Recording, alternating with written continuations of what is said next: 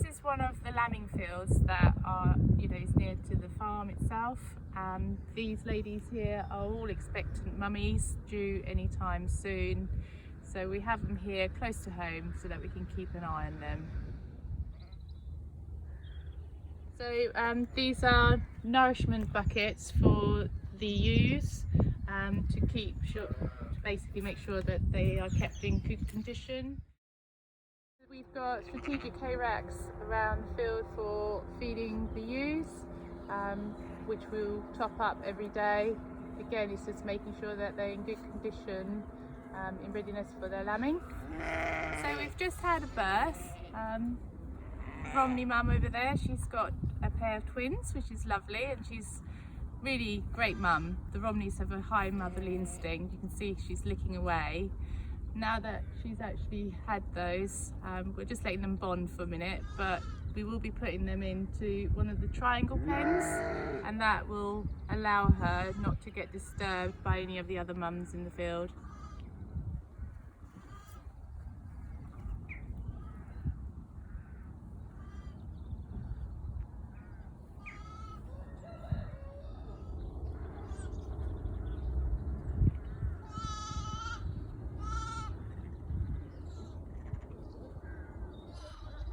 So once the lambs are born, we move the mum and baby or babies into the little pen so that it gives them privacy and bonding time, and it also means that obviously she won't get disturbed by other ewes around as well.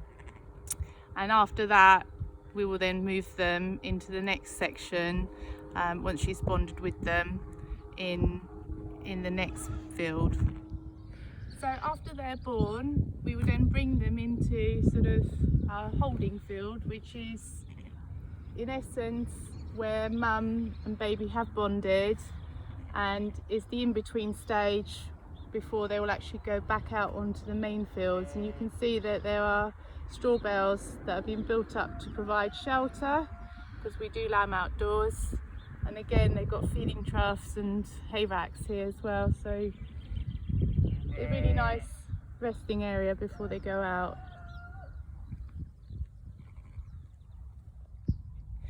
So on our farm we keep just over 1,000 Romney ewes, which we've had for over 130 years on our farm, and we've always lambed in traditional seasons of March and April, which is because that's when the weather starts to warm up and we actually have an outdoor lambing system. So you can see from the fields that we tend to have them around in the main farm, and then we bring them into the lambing fields, and then, as I say, from them being born they end up into an interim field before they then go back out onto the main fields again. And then the others that we have on our farm is a small flock of Saxony Merinos who have super fine wool, and this little fellow is one of them that we keep. So in here are our Merinos that we are currently lambing. The Merinos, as I say, are a quite different breed to the Romneys. Romneys are amazing mothers in the fact that they have a really high instinct. The Merinos are good mothers, but they don't necessarily always have such a high instinct for when they get their lamb. And so from time to time on the farm you'll end up with a few lambs that you actually have to bottle feed, either because the mum just hasn't got enough milk, or perhaps she just isn't that keen on them. So at the moment, out of all the little lambs that we have, we've got 4 that I'm actually bottle feeding 4 times a day. This one here is Bubbles, but we've got over here there is Mini Boris.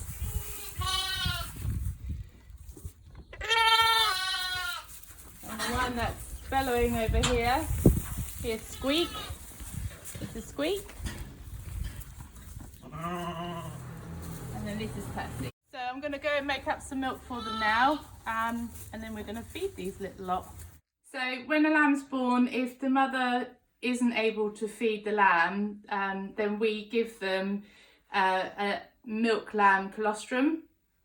That really just boosts their immune system and they'll be on that for a couple of days before they'll actually go on to a sort of lighter milk, and that's what we feed them thereafter.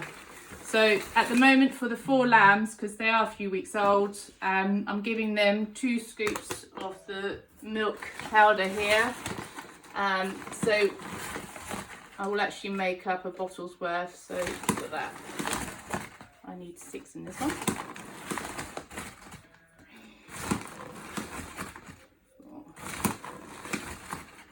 5, 6. It's quite similar to what you'd have if you have your own babies and you want to bottle feed them. You obviously buy specific milk that works for your babies. And what I'm looking for is sort of a warm temperature to dissolve it, but not too hot.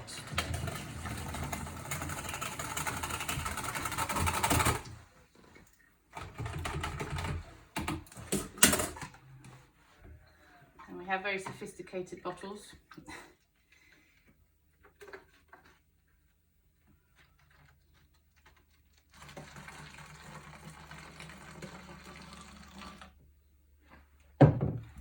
Just top that right up and making sure it's not too hot.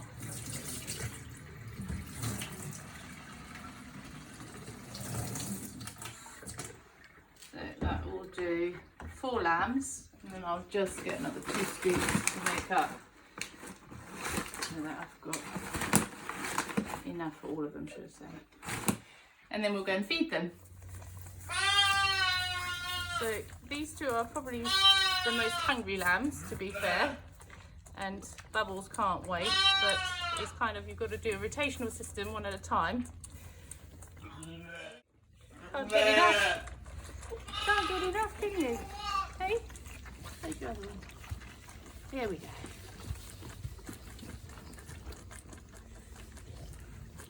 This one is the children's favourite.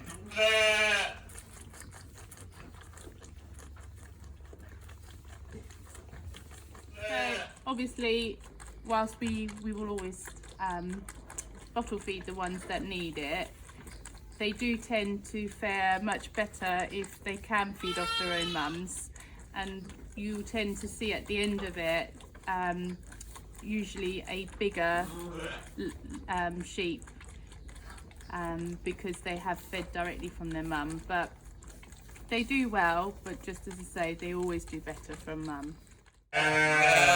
With our merino sheep, we lamb them in the shed because, unlike the Romneys, who have a really high motherly instinct, the merinos do tend to wander off after giving birth, and by keeping them in the shed we can keep a close eye, and then we can pen them up very quickly after they've been born, and that will then hopefully get that connection bond that they need between mother and lamb.